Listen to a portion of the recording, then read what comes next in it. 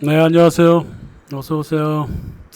1813년 10월 그 라이프치히 전투에서 마지막으로 나폴레옹이 패퇴하죠. 1814년 4월 나폴레옹을 폐위시키고 유배를 보내는 퐁텐블루 협약이 있었습니다. 근데 이번 이야기는 영상에서 할 이야기로는 너무나 양도 많고 무게가 커서 걱정스러운데 그래도 어쩌겠어요. 졸 빼고 차포 다 빼고 이야기할 수밖에 없네요. 그래서 이제 엘바섬으로 유배를 떠나죠. 이런 거는 뭐 다 알고 계시죠. 근데 퐁텐블루 회의를 주도했던 오스트리아의 메테르니 총리가 있습니다. 영국에서는 이제 뭐 마구마구 관여하지는 않았지만 국무부 장관 카슬레이라고 하는 사람이 협약을 만들었는데 이 나폴레옹을 엘바섬의 왕으로 만들어 버려요. 무한한 자유를 주었고 경호원만 400명을 끌고 가도 좋다 그랬습니다. 이게 뭔 소리지?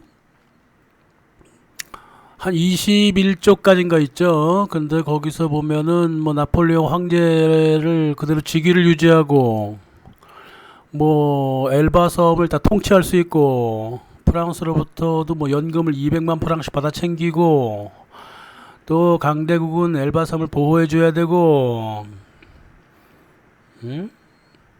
또 나폴레옹은 여행도 자유롭게 할 수 있다. 이렇게 적어놨습니다. 이건 뭐 유배야 뭐야? 이 카슬레이가 주로 이제 뒤에서 많이 밀어붙였는데요. 영국이 그 세계 정부의 하수인 헨리 키신저가 메트르니하고 이제 카슬레이를 그 위대한 그 유럽의 그 통치자다, 정치인이다라고 얘기를 했어요. 헨리 키신저 물론 박사 논문이니까 뭐 박사 논문에서 그렇게 적어놨어요. 아직은 좀 물이 덜 들었다 하지만은 벌써 헨리 키신저의 싸가지가 보이죠. 나폴레옹을 패퇴시키고 유럽을 금융가의 손아귀에 넣게 만든 일이 참 잘했다는 거지 뭐, 그죠? 카슬레이 자작이라고 하는 그 영국 국무부 장관, 그 사이코패스고요. 나중에 이제 자기 목을 자기 칼로 찔러가고 자살하는데 정신 분열증도 되게 심했어요. 할아버지가 동인도 회사 직원이었고 아버지가 또 동인도 회사 본베이 총독이었어요. 또 로스차일드의 충복인 윌리엄 피트 내각에서 전쟁부 장관을 했고요. 또 그와 똑같이 로스차일드의 충복이었던 로버트 젠킨슨 내각에서 외무부 장관을 했어요. 그래서 웰링턴도 비엔나 대표자로 자기가 스스로 지명해요. 웰링턴 있잖아요. 그 저기 워터루 전투에서 영국 사령관. 그래서 워터루 전투에서 로스차일드 군자금을 끌고 온 애도 바로 이 사람이에요. 완전한 로스차일드맨이죠, 뭐, 그죠? 이 사람이 메테르니와 함께 나폴레옹을 엘바섬에서 충분히 휴식을 취하게 만들어 준 사람이에요. 네. 아니 세상에 나폴레옹이 누굽니까? 나폴레옹은 유럽 전역에서 전쟁을 일으켰고 복수의 달인 영국을 침략하려 했고요. 근데 영국은 절대 복수하지 않았죠. 러시아의 보고인 모스크바도 불태워버렸습니다. 그러나 나폴레옹은 전범 처리되지도 않았고요. 비엔나 협약에서 전례가 없다고 해도 최소한 복수는 했어야 했어요. 전범 처리는 못한다 하더라도. 그러나 영국, 오스트리아, 프로이센, 러시아 모두 나폴레옹을 그냥 존중했어요. 그러니까 사람들이 좀 이상하다고 많이 생각을 하죠. 심리적으로 이 범접하지 못하고 강하고 위대한 인물이었기 때문에 그럴 수도 있다. 뭐 이렇게 보는 사람도 있고요. 또 뭐 여전히 잔재하던 프랑스 대군을 혹시나 저항할지 모르니까 좀 나폴레옹을 좀 존중을 하자면 이런 면도 있었고 여러 뭐 판단이 있었지만은 이 모든 판단은 말이에요. 비엔나 회의에서 막무가내로 벌어진 그 뻔뻔함에 비하면 핑계가 되지 못해요.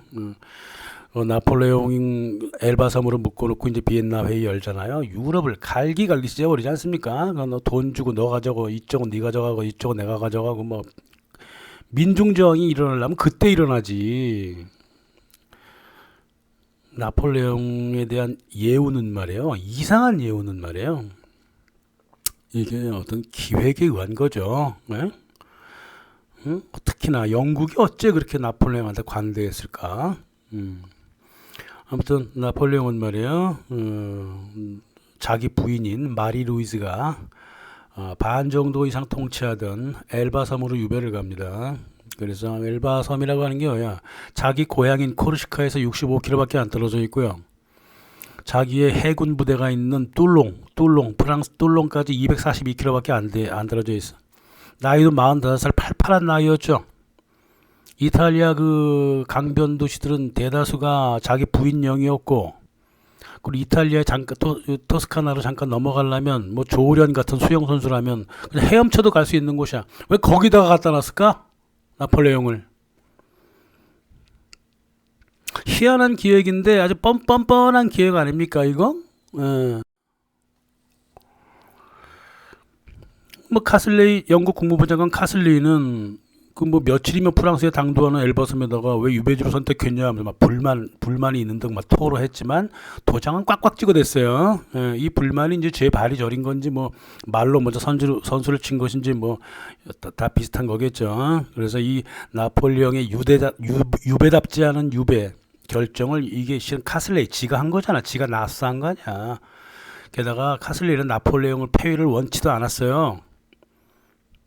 이상한 짓을 하는 거죠. 카슬레이가. 오스트리아 러시아 프로이센은 아니지 폐위시켜야 했었죠. 말도 안 되는 일이니까 나폴레옹은 폐위가 되어야 했습니다. 반면 카슬레이는 말이에요. 메트리니와 함께 나폴레옹 부인 마리 루이즈한테 이탈리아 영지 통치권을 그대로 유지하게 만들었습니다. 그게 퐁텐블로 조약 제5조예요. 그래서 하기야 뭐 그 마리 루이즈는 뭐 오스트리아 여자고 오스트리아 황제 프란츠 1세의 딸이잖아요. 예? 오스트리아 황제 딸이랑 결혼했거든. 그 나폴레옹이. 그러니까 뭐 그렇다고 쳐. 뭐 영지 뺏을 수는 없잖아요. 그렇다고 쳐. 근데 영국은 왜 그렇게 지지했나? 나폴레옹에 대한 애정이 없는 부인이지만 이 부인이 통치하고 영향력을 미치는 토스카나 옆에 그 엘바 섬에서 뭘 좀 해봐라 이거지. 뭘 해봐. 탈출하라 그거지. 영국의 금융가들이 말이에요. 특히나 로스차일드가 말이에요. 아직은 팔팔 쓸만한 나폴레옹을 그렇게 버려둘 것 같아요? 한 번 더 써먹어야지. 가설입니다. 예, 확정된 이론이 아니에요. 혹시 관심 있는 분은 공부해 보시라. 제가 이렇게 가설로 남겨둔 거예요.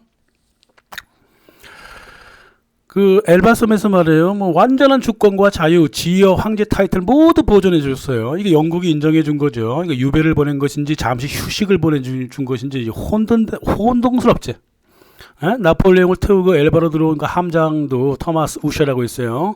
함장도 뭐 영국 장교들로 하여금 막사에다가 나폴레옹 사진 걸어놓게 해서 극진하게 예우를 했습니다. 그리고 또 엘바섬에 이제서 지내는 동안에 영국의 의회 의원들이 무지막지하게 방문을 해서 엘바 왕국의 나폴레옹한테 아련을 왔다 이 말이에요. 온통 칭찬과 숭배 일색이지 뭐. 영국 의회 의원들이 뭐 영국으로 돌아가갖고 뭐 나폴레옹 최고다 그랬었고. 이게 단 누가 분위기를 이렇게 만들었을까? 그러니까 영국 정치인들이 하도 이 엘바섬에 있는 나폴레옹을 좋아하니까 나폴레옹이 농담 삼아 그랬어. 야, 차라리 영국으로 망명하는 게 낫겠다, 야. 이 정도로 얘기했다. 그래서 이 나폴레옹의 그 감시관이 있어요. 감독관 니얼 캠벨이라고 하는 그 대령이 뭐 일단 명령을 어떻게 받았냐면 최대한의 편의를 제공하고 보호하고 황제로 예우하라고 했고 윗선에게 명령도 내려왔고 자기 자신도 그래 자기 책에다 써놓기를 내가 감시하는 건지 보호하는 건지 봉사하는 건지 헷갈렸단 말이야. 내가 집사인지 모르겠다 이 말이지. 나폴레옹의 그 폴란드 애인이 있잖아요. 발레프스카. 걔도 찾아왔어요. 뭐 이런 환경인데 그 저 나폴레옹이 왕으로 행동하고 있는 엘바섬에서 영국인들의 뭐 관리들이 얼마나 있어? 매일 뭐 저기 밥이나 먹고 배나 타고 낚시나 하고 뭐 그랬죠. 게다가 이제 캠벨 같은 경우는 자리를 많이 비웠어. 토스카나 쪽에 자기 애인이 하나 있어갖고 뭐 한 달, 두 달에 한 번씩 꼭 여행을 갔다 그래요. 그런 식으로 1814년이 흘러갔습니다. 그러니까 이제 이 나폴레옹 감시관 니얼 캠벨이 이제 자기 저기 비방록을 남기거든요. 거기다가 이제 이건 솔직히 말도 안 된다. 뭐 이런 식으로 다 얘기를 적어놨었어요. 예, 뭐 감시도 소홀한 게 아니라 아예 감시를 하지 않았다 이거지. 예. 나폴레옹이 그 엘바섬에서 지내는 사이에 이제 1814년 9월 비엔나 회의가 열리죠. 1815년 6월까지 열리는데요. 이제 목적이 뭐냐면 이제 나폴레옹 전쟁 때문에 흐트러진 유럽 왕실을 복원하자. 또 독일의 연방을 구성해 보자. 그래서 통일을 지향해 보자. 프랑스의 힘을 좀 약화시켜서 유럽의 평화를 만들자. 뭐 이런 얘기들이에요. 그러나 뒤로는 이제 영국으로부터 대거 지원된 로스차일드 군사비 처리가 핵심이었죠. 그래서 러시아들은 영국으로부터 전비를 대했지만 비엔나 협약의 정치적 사안에 큰 힘을 발휘할 수가 없습니다. 정치에 나갈 수가 없잖아. 대신 이제 비밀 모임을 통해서 이제 속닥속닥 뒤에서 다. 그래서 나폴레옹이 넘겨준 땅을 이리저리 나누면서 말이에요. 돈 계산만은 매우 정확하게 했습니다. 하지만 그러니까 이 비엔나 회의에서는 말이에요. 공식적이든 비공식적이든 어느 안건도 뭐 이탈리아, 벨기에, 핀란드, 노르웨이 뭐 각 국민에 대한 정치적, 경제적 배려는 아예 없었고.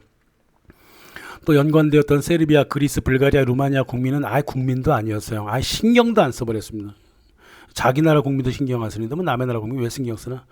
그래서 이 계몽주의의 정신적 근대화가 그 당시 100년까지 흘러와서 시냇물처럼 민중들의 마음속에 어떤 자유와 독립 이런 개념이 많이 흘러왔지만 정치 수준은 완전히 이에 따라가지 못했어요. 그러니까 정치는 완전히 복구적이고 극우파적으로 흘러갔고 민중의 마음은 되게 자유를 지향했고 그랬던 환경에서 비엔나 회의가 벌어져서 유럽이 갈기갈기 찢기게 되는 거란 말입니다. 예. 그래서 200여 개 국가에서 사람들이 찾아왔어요. 베르사유 1919년 베르사유 협약도 그렇지만 말이에요. 협약이 벌어지면 말이에요. 각 이권에 관계되는 사람들이 모두 다 찾아옵니다. 1814-15년 비엔나 회의에서도 마찬가지예요. 200여 개 국가에서 뭐 각 도시 단체, 종교 단체, 직업 대표자들이 앞으로 새로이 구성될 유럽 국가의 그 미래 법안에 자신들의 이익을 관철하고자 참석하고 있었습니다. 그래서 당시 화의장에서는 그 찰스 더 리그네라고 하는 왕자가 말하기를 걷지 않고 춤을 췄다라고 할 만큼 축제적이었어요. 뭐 상징적으로 보면 뭐 일들이 많아서 급히 처리했다 볼 수도 있고 뭐 이렇게 볼 수도 있지만 실은 놀고 있네 이런 뜻이었어요. 실제로 말이죠. 말이 조약이지 9개월 동안 말이에요. 비엔나 회의에서는 밤마다 파티가 벌어졌고요. 여기서 바로 비엔나 왈츠가 유행한 거예요. 우리가 알고 있는 비엔나 왈츠가. 그리고 이제 후식으로 케이크 먹는 습관 있잖아요. 이게 이제 이 비엔나에서 만들어진 거예요. 한류가 아니라 오류가 만들어진 거지. 오스트리아 웨이브, 오스트리안 웨이브가 만들어진 거예요. 그래서 유럽은 이 사람들이 이제 유럽도 이제 후식 케이크처럼 이제 잘라서 먹어냈습니다. 러시아는 바르샤바 공국을 가져갔고, 프로이센도 뭐 바르샤바 일부분, 스웨덴 해협 건너 땅 가져갔고, 작센 절반 가져갔고, 오스트리아는 이탈리아 북부 지역하고 크로아티아 땅을 가져갔고, 아드리아 해안의 그 영토도 확보했습니다. 여기서 또 스위스 연방이 탄생하죠. 러시아 도움을 받아갖고 22개 자치국이 이제 합해갖고 중립국으로 탄생하게 됩니다. 스웨덴은 이제 핀란드를 넘겨주고 러시아한테 넘겨주고 노르웨이를 받았고요. 영국은 유럽 땅에 큰 관심이 없어서 대신 해상길 강화를 위해서 뭐 말타라든가 이런 섬에 그 항구를 지배하고자 했습니다. 이런 짓을 해놓은 것을 갖다가 헨리 키신저는 이제 뭐 세력 균형을 잘 만들었다고 칭찬을 해요. 메트르니하고 그 카슬레이를 이렇게 회의가 벌어져 갔습니다. 이들 옆에 바짝 붙어갖고 군비 또 무엇보다도 유대인의 경제 정치 그 해방 문제 시민권이죠. 시민권 문제를 해결하던 유대인들이 무지막지하게 몰려와 있었습니다. 실장 군비 문제는요. 비엔나 회의 끝나고 따로 모여갖고 또 따로 또 회의를 했어요. 뭐 로스차일드는 말할 것도 없고 몰려든 사람이 누구냐면 군산복합의 그 이치히, 에프라임, 뭐 페레이라 이런 군산복합 및 금융감흥사들이 몰려들었고 또 그 유대인들을 유럽 사회 안으로 간첩처럼 들여보낸 어떤 정신적 지도자 모세스 맨델스존의 장손녀 음악가 펠릭스 맨델스존의 여동생인가 뭐 누나인가 그렇죠. 그 도로테아 슐레겔이 있습니다. 또 이 도로테아 슐레겔은 남편이 있던 문학가 멍청한 독일 문학가 프리드리 슐레겔이에요. 또 유명한 은행 가문의 바루크도 참여했습니다. 이 바루크 가문이 밑으로 쭉쭉 내려오면서 20세기에 거대한 은행 네트워크를 또 형성하죠. 메테르니가 이제 그 비엔나 회의 의장이었고 이 바루크는 메테르니 학교 동창이었어요. 그러니까 뭐 말 그대로 유대인들의 파워가 그 안에서 마구마구 펴져 나갔죠. 물론 그렇다고 해서 정치적 안건에 직접 참여할 수는 없었어요. 그래서 러시아, 프로이센, 오스트리아, 뭐 스웨덴 뭐 이런 거 다 포함해서 이 사람들을 모두 모아다가 대접 저녁 식사 지들 돈으로 대접하고 에메랄드라든가 은 같은 거 막 선물하면서 로비를 해 나갔습니다. 뭐 이제 전쟁으로 돈이 바닥난 나라들의 대표자가 와가지고 어떻게 그렇게 9개월 동안 먹고 마시고 놀 수 있었을까? 이 모든 환경을 유대 금융인들이 만들어준 거예요. 그러니까 로비로 모두 그런 짓을 했다고요. 그래서 이제 영국 중심의 그 연합국에게 그 전비를 갖다 준 유대 금융 가문하고 로스차일드 가문이 이 주도한 그 비엔나 협약이라고 하는 것은 이 대표자들이 이방저방을 막 돌아다니면서 협잡을 꾸미던 음모와 전술의 난투장이었단 말이야. 예? 그것도 모르고 빌레름 폼 훔볼트 같은 자칭 철학자 같은 사람이 말이야 학자랍시고 유대인의 정치 경제적 해방을 위해서 끝없이 회의장을 돌아다녔습니다. 그리고 이제 그 유대인들이 고맙다고 말이야 이렇게 우리를 위해 노력해줘서 고맙다고 이제 은이든 에메랄드인가 줬어요. 예, 그랬더니 아예 안 받겠다 그랬습니다. 나는 어떤 나의 신념을 위하여 이 세계의 자유와 진보를 위하여 일을 한 것뿐이니까 선물을 안 받겠다. 근데 왜 유대 해방만 그렇게 부르짖었을까? 훔볼트 대가리 속에서는 말이야 유대인을 경제와 정치적으로 해방시키는 것이 유럽의 진보를 대표한다고 생각했나 보지? 네, 그랬습니다. 희한하게 말이에요. 19세기의 진보 정치인들은 말이에요. 유대인 문제를 어떻게든 간에 유대인들을 자유롭게 해주는 것이 어떤 진보 정치의 최고 핵심인 양 판단을 하고 있었다 이 말이에요. 응? 그게 지금까지도 그래요. 유대라는 말만 안 해서 그렇지. 진보라는 것들이 갖고 있는 아이템 전체가 다 유대인들의 그 이익에 연관된 거잖아요. 뭐 다들 아시다시피 마리아 암셀 로스차일드가 아들놈을 5놈을 낳아가지고 전 유럽에 뿌리죠, 그죠? 그래서 로스차일드 가문은 유럽 각 왕실에 융자를 해주고 있었어. 하지만은 다른 나라에다가 융자를 못 해줘요. 그러나 뭐 형제들이기 때문에 각자 자기 나라만 투자를 해도 그게 바로 해외 투자가 되는 거지 뭐. 영국은 뭐 영국에만 투자하고 뭐 프랑스는 프랑스만 투자하고 이제 그랬습니다만 어차피 그게 이제 그러다 보니까 이제 로스차일드가 나폴레옹하고 연합국 양측에 모두 군자금을 뭐 지원했다고 하는 루머가 나온 건데요. 로스차일드는 나폴레옹한테 특별하게 군자금을 빌려주지 않았습니다. 나폴레옹은 왕실 자산이 크게 있었고 게다가 자기가 1801년에 만들어 놓은 중앙은행의 제1주주였어요. 그래서 배당금을 제일 많이 받아갖고 대출금도 엄청나게 많이 대출을 했어요. 그래서 그거로 전쟁을 했죠. 로스차일드한테 손을 빌릴 필요가 없었죠. 하지만 뭐 어차피 뭐 프랑스 파리에서 나오는 돈들은 어차피 뭐 이 숭구리당당 숭당당 모두 다 나폴레옹으로 들어갔으니까 뭐 이쪽 저쪽 다 지원을 했다라는 이제 루머가 돈 것뿐이에요.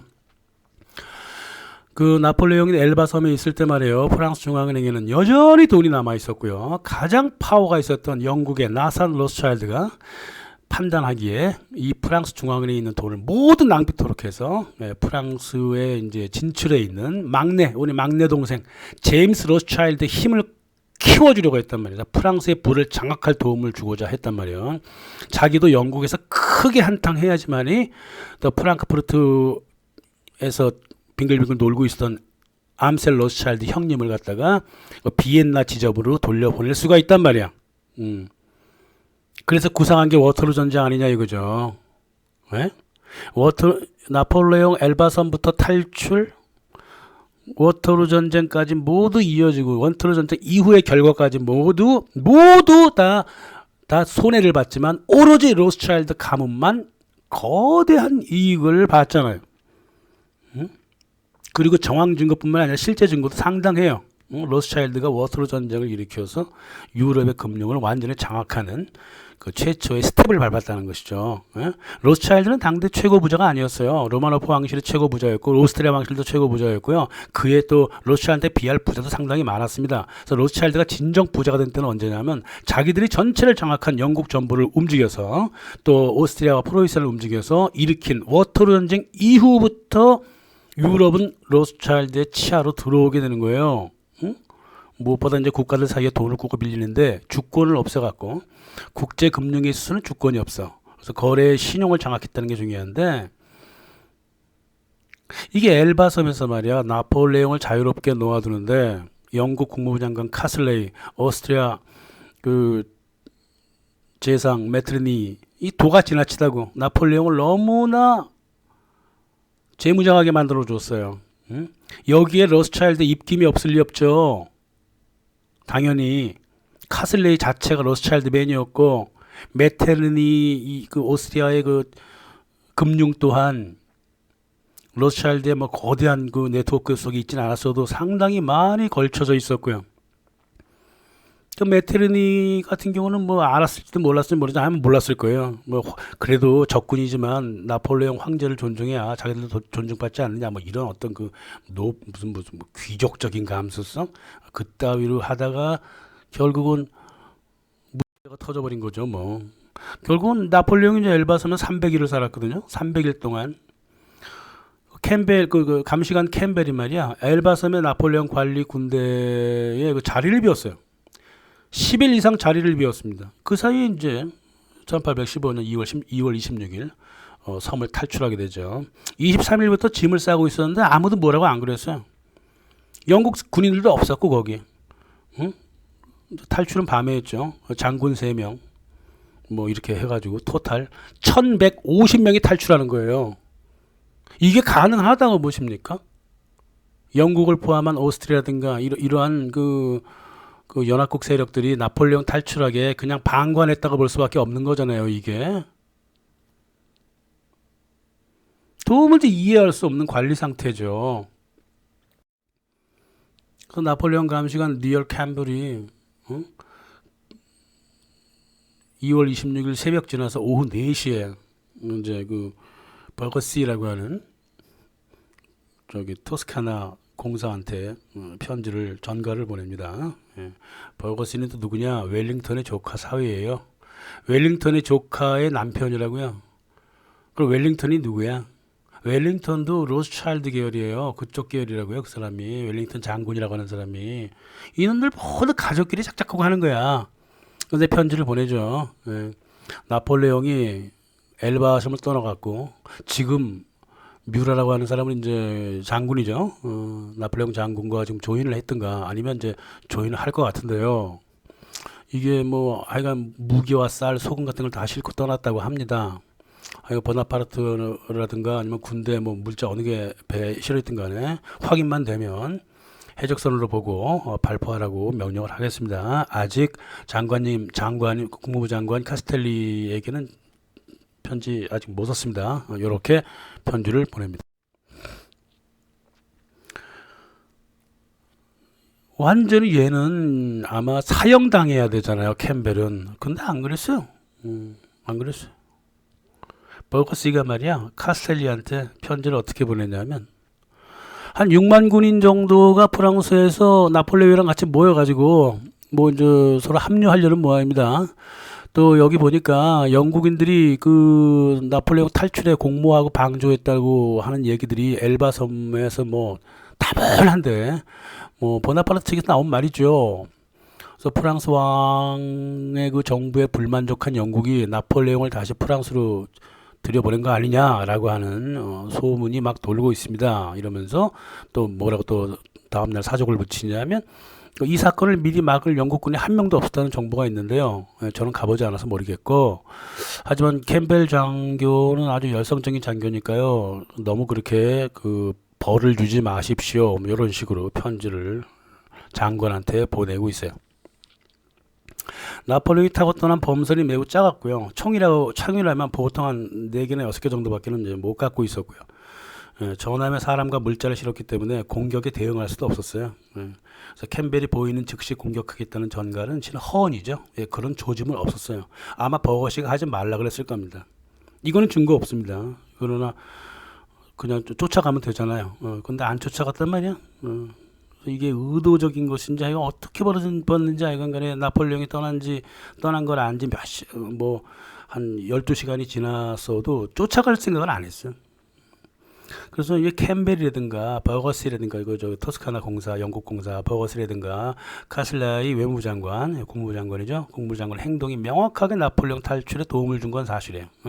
캠벨 같은 경우는 징계도 당하지 않았고요. 차라리 나중에 시에라리온 총독관으로 임명이 돼버리고 버거시는 말이야. 토스카나 같은 조그만 공국이 아니라 폴로이센하고 오스트리아 대사를 지내게 돼요. 뭐 일 잘했다 이거 아니야 뭐야 지금? 엘바섬 탈출이라고 하는 게 바로 이렇게 벌어진 일이에요. 모두의 묵인하에. 그래서 뭐 프랑스 언론 같은 경우는 이제 프랑스의 내란을 일으키려고 영국을 공작한 거다라고 뭐 거의 다 그렇게 알고 있었고요. 오스트리아 경찰국도 나폴레옹을 일부러 탈출시켜갖고 붙잡아갖고 상황을 좀 더 강하게 밀어붙이려고 했거나 아니면 미국으로 추방하려고 했다라고 되게 순진하게 파악을 하고 있었고요. 뭐 유럽 언론 대다수가 나폴레옹 탈출은 일단 조작이다라고 확신하고 있었고 거의 5분의 4는 게 영국 작품이다라고 얘기를 하고 있었습니다. 오죽하면 러시아 짜르가 알렉산더 1세가 그 프랑스 대사 아더 웰링턴한테 왜 놓아줬냐라고 아주 직방으로 물어봤어요. 그랬더니 웰링턴이 뭐라 그랬습니까? 누가 걷다 대다 노래? 그랬습니다. 참으로 영국식 위선이고 적반하장의 태도를 보여주고 있는 거예요. 나폴레옹의 엘바섬 유배라고 하는 것은 유배가 아니에요. 엘바섬에 들어갔을 때부터 생활할 때 탈출할 때까지 모두 이게 기획이야. 영국군이 무지한 게 아니라고요. 캠벨이 장기 외유를 떠났다는 거에서 실은 책임 있는 게 아니에요. 일부러 떠났을 수도 있고요. 모든 증거물이 모두 소각되고 이런 게 많기 때문에 정황 증거를 최대한 판단할 수밖에 없어요. 이미 엘바섬의 분위기는 말이에요. 나폴레옹이 왕이었고 나폴레옹 마음대로였고 자유 그 자체였어요. 그래서 나폴레옹에 이런 무한한 자유를 부여한 사람이 바로 카슬레이 영국 국무장관이고 그가 나폴레옹 탈출을 기획한 것이 거의 유력하다는 거죠. 또 비엔나 회의에서 카슬레이 자리를 이어받은 사람이 누구냐면은 웰링턴이에요. 워터루 전투 영국 사령관, 로스차일드, 카슬레이, 웰링턴, 버거시 이상의 미래관계가 우리 미루어서 짐작할 수가 있단 말입니다. 그 목적이 뭐였을까? 프랑스 내란도 아니고 나폴레옹의 미국 추방도 아니에요. 제2의 유럽 전쟁일 수밖에 없죠. 나폴레옹을 풀어줬는데 그 상대가 영국임은 분명하고 워털루 전쟁에서 유일하게 이득 본 자만 찾으면 역사는 꿰매지는데요. 그게 바로 런던의 로스차일드, 나선 로스차일드였단 말이에요. 영국 정부는 1814년 당시 프랑스 쪽에 가 있던 웰링턴 8만 5천 군대한테 입히고 먹을 돈이 없었어요. 그래서 영국 정부가 나산 로스차일드한테 융자를 부탁했고 로스차일드는 현지 화폐로 프랑스에 자기 동생 제임스가 있거든. 현지 화폐로 환전에 자금을 지원했습니다. 원래 이런 일은 잘 못하거든요. 국가가 바깥에 돈 가져가서 그 나라 돈으로 환전하는 일은 19세기까지 머릿속에 없던 일이에요 이게. 근데 로스차일드만 그런 일을 할 수 있었습니다. 그래서 실제로 현재 그 로스차일드 아키브에 들어가 보면 나폴레옹에 대해서 돈을 얼마 줬다 이런 말은 거의 없고요. 웰링턴에 대한 자금 지원은 이제 인정을 하고 있죠. 근데 무엇보다 또 같은 아키브에 뭐라고 적혀 있냐면 1823년 12월 더 타임스 기사에 나선 로스차일드가 워터루 전쟁은 내 생애 최고의 마케팅이었다 이런 내용을 기고를 했습니다. 다시 말하면 워터루 전쟁의 군자금을 통한 이익, 런던 주식시장에서 거대 수익을 취한 건 뭐 아는 사람 다 알고 계시죠. 또 프랑스 재정을 고갈시켜 갖고 제임스 로스차일드 그 파리 지점을 크게 만들어 주는 거야. 또 빌빌댔던 자기 둘째 형 살로몬 로스차일드를 비엔나에 입성시킵니다. 1816년.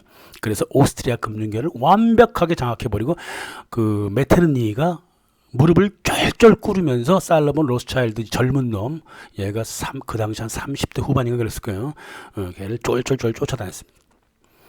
또 매우 중요한 일로서 유럽 국제 여신을 장악해버렸습니다. 신용장 발부하고 어음 발부하면서 유럽 금융을 거의 완벽하게 장악하게 된 계기가 뭐냐 하면 바로 워터루 전쟁이었다 이 말이죠.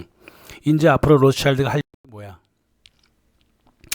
해야 할 일은 비엔나에서 이미 엄청나게 로비를 통해 시도하려고 했듯이 유럽 유대인의 금융활동 자유 보장이었습니다.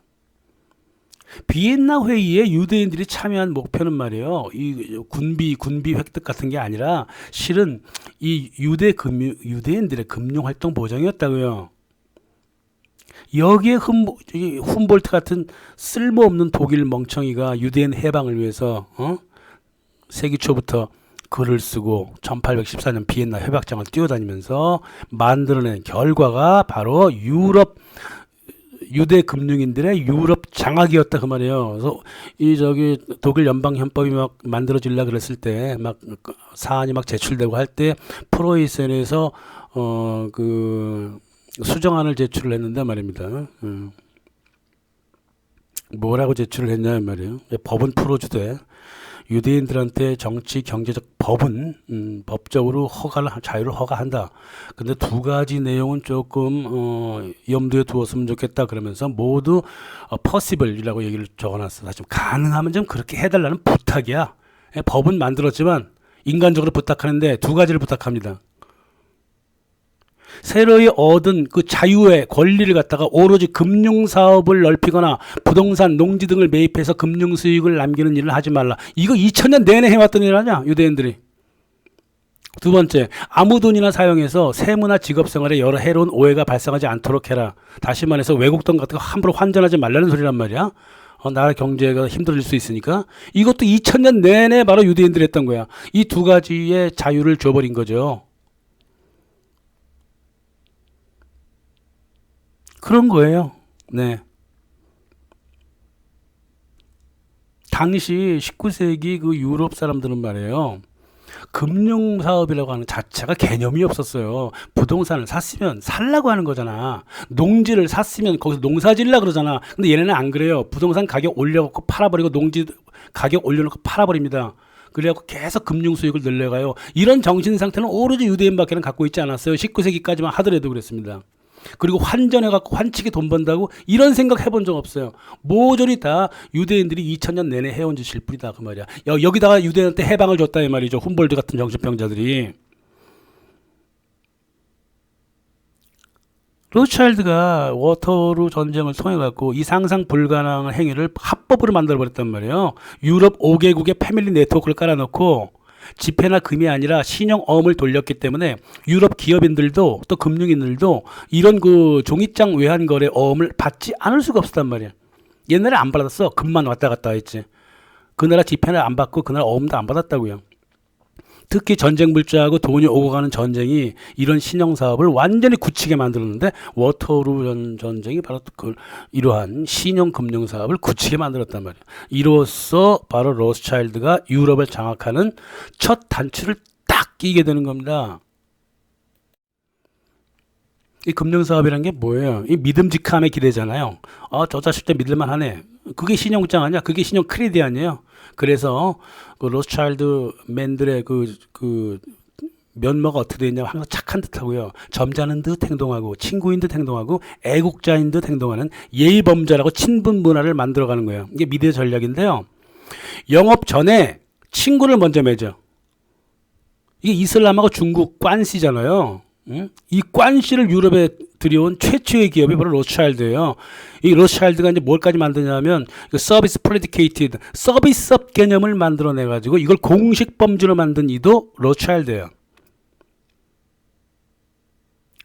더욱이 더 나가서 비엔나 회의의 그 복고적이고 우파적인 정치가 불러올 민중적인 저항, 그 좌파적인 저항도 충분히 계산하고 있었죠. 충분히 내다본 게 또 로스차일드. 그래서 1830년 이후에 프랑스 정치 논리를 이끈 그 로스차일드 정치 군단이 있거든요. 좌파도 우파도 모두 로스차일드가 움직여 가기 시작한 거예요. 1848년 유럽 혁명은 로스차일드의 작품이었습니다. 이렇게 19세기 중반 유대인의 위치도 공고해졌고, 로스차일드는 정치적으로도 좌파도 움직이고 우파도 움직이면서 유럽을 요리해 나가기 시작했죠.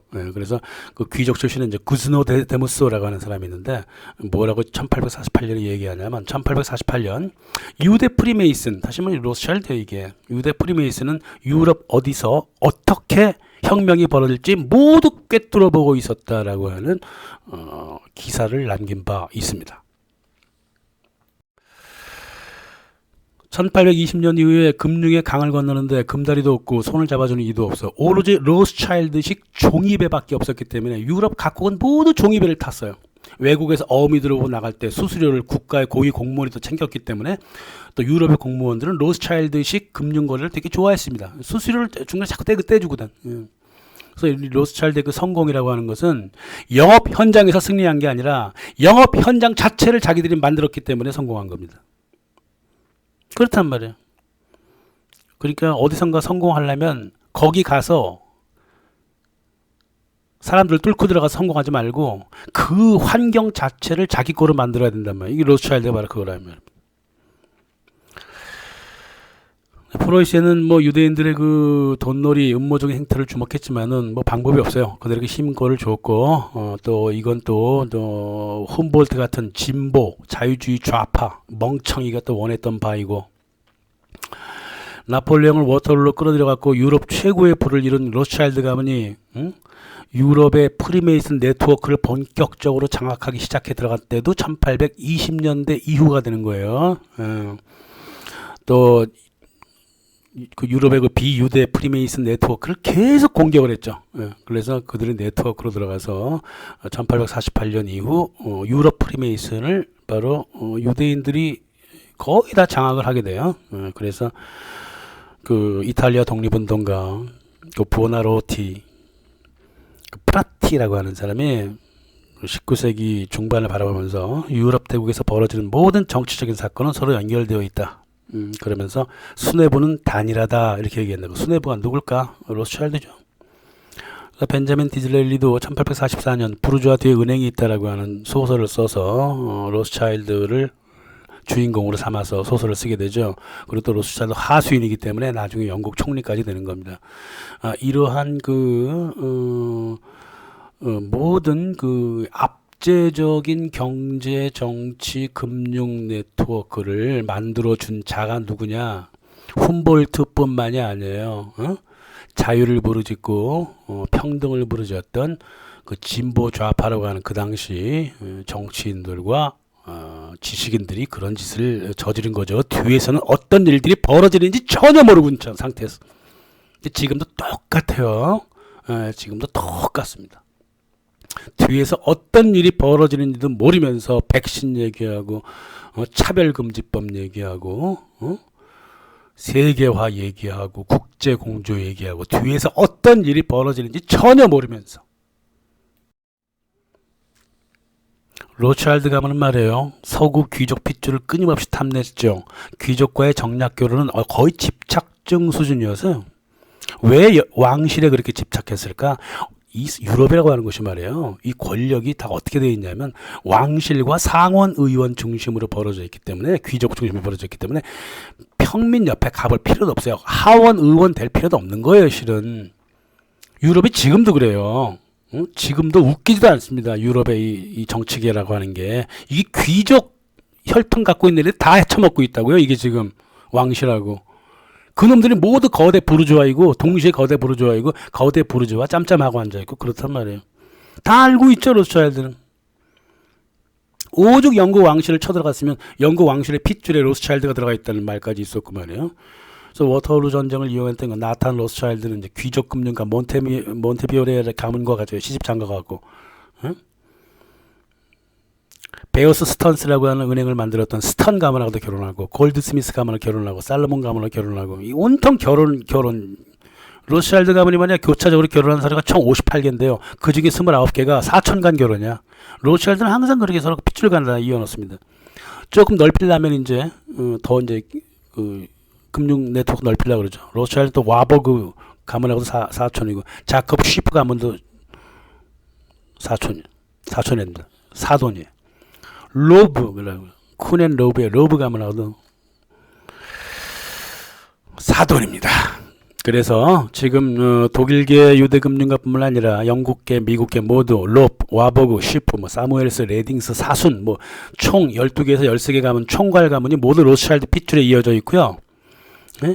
유대금융의 네트워크는 자연스럽게 19세기 유대금융의 그 로스차일드, 골드스미스, 몬테비어레, 또 버널, 몬테규, 리카르도, 디즈레일리 같은 가문까지도 모두 하수인으로 만들어서 유럽을 주물르고 있다 이거죠. 이 주물르게 된 배경이 뭐냐? 워터루 전투고요. 나폴레옹 워터루 전투 이후에 모두 벌어진 일이다 이거죠. 그래서 1856년 디즈레일리가 이제 영국 의원들이 하도 답답하니까 하원들이 답답하다고요. 상원 사람들은 다 알고 있는 걸 하원 사람들만 몰라. 그 19세기 정치 현실을 이렇게 표현을 했습니다. 보르주아 뒤에 은행이 있고 로스차일드가 있고 이들의 네트워크가 아주 촘촘하게 유럽에 깔려 있다. 그러니까 당연히 그 1848년 이후 모든 혁명은 다 이들이 만들어낸단 말이에요. 그래서 민중이 저항하면서 움직일 때 이 민중 뒤에서 찰싹 달라붙는 것들이 이제 이 금융 비밀 결사들이다 이 말이야. 그래서 민중을 이끌고 일어나서 힘과 조직을 갖고 모든 일을 앞에서 이끈 자들이 바로 비밀 결사고 그거는 지금도 마찬가지다 이 뜻이죠. 자, 그래서 여기서 우리가 알아야 할 것은 뭐냐면 나폴레옹이 그 엘바섬 탈출이란 거는 교과서에서 말하듯이 아주 정말 탈출이 아니라 이미 기획된 탈출이었다라는 사실, 그리고 가설, 사실과 가설이 막 섞여 있죠. 또 거기에 로스차일드의 움직임이 있었다는 것. 그래서 이 부분을 공부를 아주 깊이 좀 더 해야 된단 말이에요. 관심 있는 분들은. 그래서 워터루 전쟁은 최소한 결과론적으로만 보면 로스차일드 금융 네트워크를 세계화해버린 첫 단추였단 말이에요. 또 유럽 왕실의 정치 세력은 말이에요. 정치적 정당성, 다시 말하면 세상을 정치로 이끌 수 있다는 이런 허상에 갇혀 있었기 때문에 이런 또 허점을 드러냈다 이 말이에요. 다섯 번째는 빌레름 폼 훔볼트 같은 멍청한 좌회주의자들이 보여주듯이 선한 의도를 갖고 있으면 행동하면 결과도 선할 것이다. 이 순진무구 멍청한 좌파 정치인들의 탄생이 바로 이때 벌어지기 시작한 거고, 그리고 이때 항상 유대 세력과 함께 했으며 그들에게 이용당했다는 사실, 지금까지도 끝까지 변함없이 이용당하고 있다는 사실, 이게 바로 지난 100년의 역사가 보여준 거예요. 나폴레옹 대패 이후 벌어진 일이에요. 글쎄요, 1814년 그때 나폴레옹 100주년 특집을 할지는 모르겠습니다. 좀 더 자세히 얘기를 드릴 기회가 있을 겁니다만은 중요한 결론은 뭐냐면 그겁니다. 로스차일드가 지금처럼 힘을 갖게 된 때는 정확하게 1815년이었다 이거예요. 그 전에는 그렇게 크게 힘을 쓰지 못했어요. 15년에 권력을 공고히 하기 시작했고 1820년 이후 이제 프랑스를 완전히 장악하고, 그러니까 영국과 프랑스를 완전히 장악하죠. 그 이후에 이제 네덜란드 장악하고 이제 여기저기 다 장악해 나가기 시작하는 거죠. 그래서 우리는 교과서적인 역사는 좀 버리고 말이에요. 항상 좀 약간 텅 빈 머리로 세상을 바라볼 필요가 있고요. 지나치게 도덕 같은 거 그것도 다 거짓이라는 사실을 깨달아야 하겠습니다. 헌혈하듯이 헌혈하면은 그 헌혈한 피 누가 가져간다고요? 어디서 어떻게 팔린다고 이미 말씀드렸죠. 그거랑 똑같은 겁니다. 의도는 참 선하고 좋아요. 행동도 되게 선합니다만은 결과는 언제나 악행으로 끝나버리는 게 바로 지금 이 시대의 우리들의 모습입니다. 그래서 항상 좀 정신을 좀 차리고 살아야 된다. 이런 말씀을 드리면서 끝내겠습니다. 감사합니다.